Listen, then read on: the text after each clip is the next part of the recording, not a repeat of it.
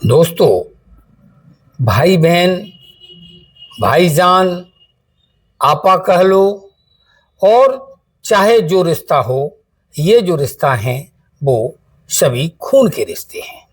हम किसी भी धर्म, जात, संप्रदाय को मानने वाले हों, मगर जो खूनी रिश्ते हैं जैसे माता पिता और भाई बहन, ये जो रिश्ता है वो खून का रिश्ता सभी धर्मों में कहलाता है। अब इन रिश्तों को कलंकित करने वाली एक खबर निकल के आई है, और जो खबर निकल के आई है वो उत्तर प्रदेश की राजधानी लखनऊ से निकल के आई है। एक वहाँ लखनऊ में एक भाई बहन है, और भाई बहन, माता पिता, एक भाई अपनी बहन के साथ ऐसा कैसे कर सकता है, ये कहानी निकल के आई है।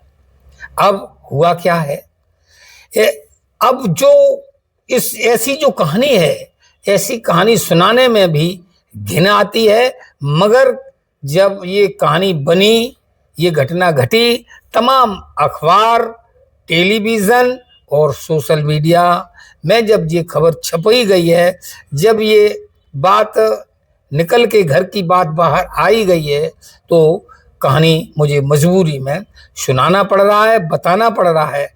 और मेरा बताना सुनाने का एक उद्देश्य होता है कि आपको कहीं न कहीं ये सीख देने वाली कहानियाँ होती हैं। सीख इसमें ऐसी है कि इसमें जो है तमाम बहनें हैं, जो वो अकेला भाई नहीं है।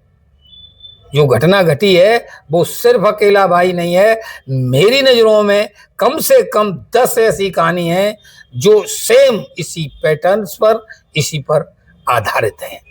तो एक सीख आपको मिलने वाली है कि अगर आपके साथ ऐसा कहीं कुछ है, जबरदस्ती हो रही है, चाहे वो आपका रियल ब्रदर है अथवा पड़ोसी है, चाचा का लड़का है, कहीं भी कुछ है, तो आप कतई डरिए नहीं।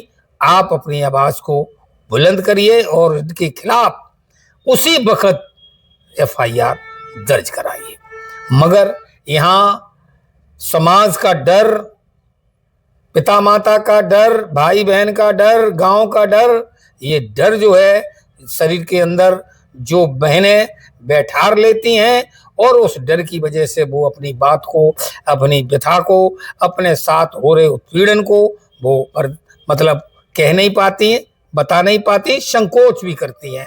क्यों कि हमारा समाज जो बदनामी मिलेगी, बदनामी मिलना बेटी को है। बाप की टोपी उछलनी है तो भी बेटी ही कारण बनती है, लड़का कारण नहीं बनता है, क्योंकि सत्ता पितरात्मक सत्ता है। बहुत ज्यादा बड़ी हो जाएगी कहानी, तो मेन कहानी पर आते हैं कि लखनऊ शहर में एक मोहल्ला होता है। वहाँ मोहल्ले में रहने वाले अब्बूजान, माता और अब्बूजान, मम्मी और भाई बहन होते हैं। भाई की नज़र, भाई जो है वो 16 वर्षीय है, 18 वर्षीय भाई है, 16 वर्षीय बहन है। दोनों नाबालिग हैं, इसलिए क्षमा चाहेंगे। नाबालिग का नाम, मोहल्ला, पता गुप्त रखना चाहते हैं। सारे में आपको सारी कहानी बता ही देंगे। तो 16-18 साल का भाई की वो जो है प्यारा होता है। क्यों कि 6 बहनों में वो इकलौता भाई होता है।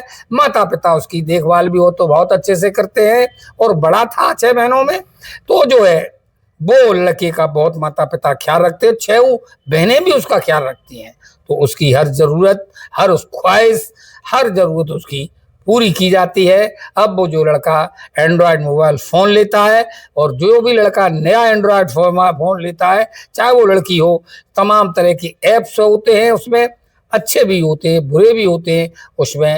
उसमें जो है सेक्सुअल वाले भी ऐप होते हैं, और गाए बगाए कभी न कभी वो जो है उसकी साइड की तरफ जाना चले जाते हैं, और जाना पसंद भी करते हैं। क्यों? नया नया मोबाइल लिया है। तो वो लड़का भी है, उस फोन का उसको लत पड़ जाती है। अब वो पोर्न फिल्में देखने लगता है। जब पोर्न फिल्में देखता है तो वो उत्तेजित होता है। उत्तेजित होने के बाद वो जाए तो जाए कहाँ, आखिरकार को सबसे सॉफ्ट कॉर्नर जो उसकी उसे बहन लगती है।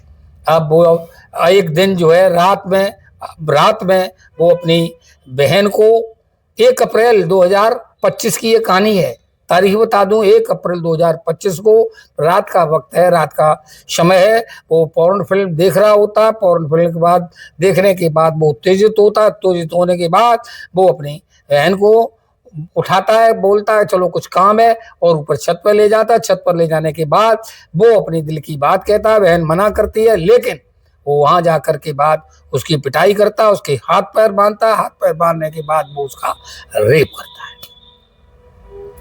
बहन चीखती रहती है, चिल्लाती रहती है, भाई भाई की आवाज लगाती रहती है, मगर उसकी चीख उसके कानों तक जाती जरूर है, वहां से अंदर प्रवेश नहीं करती है कानों में, और वो अपने मजे में मस्त रहता है। लेकिन जब इस बात से निवृत्त हो जाता है, ज्वार भाटा से निवृत्त जब हो जाता है, तब इसकी समझ में आती है कि मैंने ये क्या कर डाला, मुझे ये कृत्य करना चाहिए, नहीं करना चाहिए। अब वो अपना होश संभालता है। जब होश संभालता है तो बहन को अपने घर का, परिवार का और अपना खुद का वास्ता देता है, उसके पैर पकड़ता है, माफी मांगता है, और वो कहता है बहन जी हमसे गलती हुई, प्लीज अब इस बात को माता पिता से या किसी समाज में या पुलिस को ना बताना, क्योंकि तो हम इकलौते तुम्हारे भाई हैं, मुझे जेल सजा हो जाएगी और फिर हमारा आपका कभी मिलन भी नहीं हो पाएगा। दोस्तों, उस लड़की का निकाह होने वाला था, तो वो निकाह का वास्ता देता है, तुम तो घर पे चली ही जाओगे। बहन क्या कर सकती थी, कह रही तो बदनामी, ना कह रही तो बदनामी, अकेला भाई, इकलौता भाई। आखिरकार वो बहन उसकी भाई की बात को मान लेती है।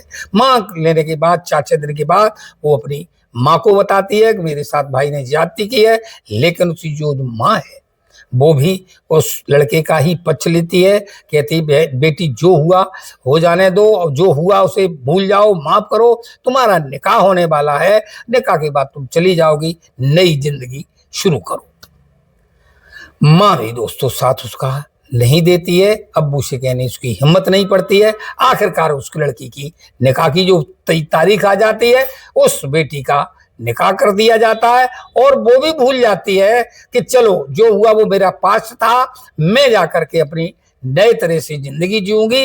और मैं कैसे, वो अपने मन में कर लेती है कि अब मुझे इस घर में कभी नहीं आना है। जितने दिन वो रही तो उसी के साथ बहन की रही, तो अपने भाई से नजरें नहीं मिला पा रही होती।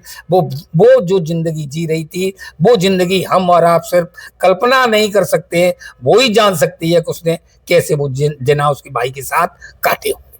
वो शादी हो जाती है, लेकिन पास्ट कभी पीछा नहीं छोड़ता है। अब यहाँ कहानी में फिर ट्विस्ट आने वाला है। कुछ दिन अच्छी तरह से कट रहे होते हैं, लेकिन कुछ दिनों के बाद जो लड़की बहू बन के आई, दुल्हन बन के आई, बीवी बन के आई, वो जो है घर में चक्कर खा करके गिर पड़ती है, और वो चक्कर खाने के बाद बेहोश हो जाती है। उसको हॉस्पिटल ले जाया जाता है। हॉस्पिटल ले जाने के बाद जब डॉक्टर उसकी गहन चिकित्सीय परीक्षण करते हैं, तो डॉक्टर कहते हैं आपको बधाई हो, आपकी जो बहू है वो मां बनने वाली है। अब जब ये खबर ससुराल वाले सुनते हैं, वो भी हैरान हो जाते हैं। वो कहते हैं कि ऐसा कैसे संभव हो सकता है। अब जो समय काटा गया था, जो डॉक्टरों ने बताया कि उसके पेट में कम से कम 3 माह का भ्रूण है, शादी को हुए 10 ही दिन 15 दिन हुए थे। अब वो बहुत परेशान होता है। आखिरकार को वो इतने नेक दिल इंसान होते ससुराल पक्ष के, वो उस बहू को गुड फेथ में लेते हैं, और गुड फेथ में लेने के बाद वो घर लाते और उनको पूछते हैं, वो बताते हैं कि आखिर ये जो भ्रूण है ये किसका है, और ये आपको किसने सताया है, ये हुआ कैसे है। वो लड़की रोने लगती है। रोने के बाद अपनी सारी पूरी दास्तां वो अपने हस्बैंड को बताती है, सास और ससुर को बताती है। जब सास ससुर और उसके हस्बैंड उसको पक्ष लेते हैं, और पक्ष लेने के बाद वो ये कहते हैं तुम्हें अभी मेरे साथ थाना चलना है, पुलिस स्टेशन चलना है, और इसका बदला लेना है। दोस्तों, तो अब जो वो तीनों चारों लोग उसे वहां ले जाते हैं थाने में। थाने में जाने के बाद वो उसकी FIR दर्ज कराते हैं। FIR दर्ज कराने के बाद उसके लड़के को जो है पुलिस तफ्तीश के लिए उठाती है। जब तफ्तीश के लिए इस लड़के को बुलाया जाता है, वो लड़का नानुकुरन करने के बाद वो अपना गुनाह कबूल कर लेता है।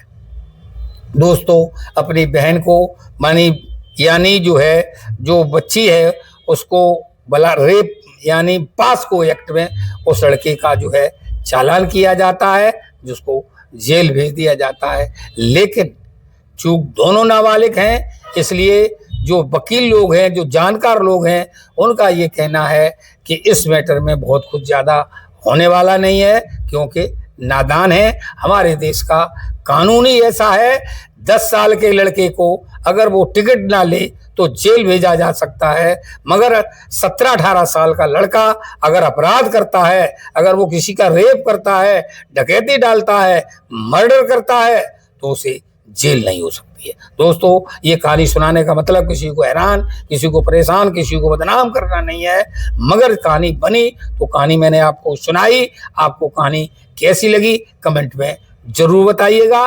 नमस्कार, धन्यवाद।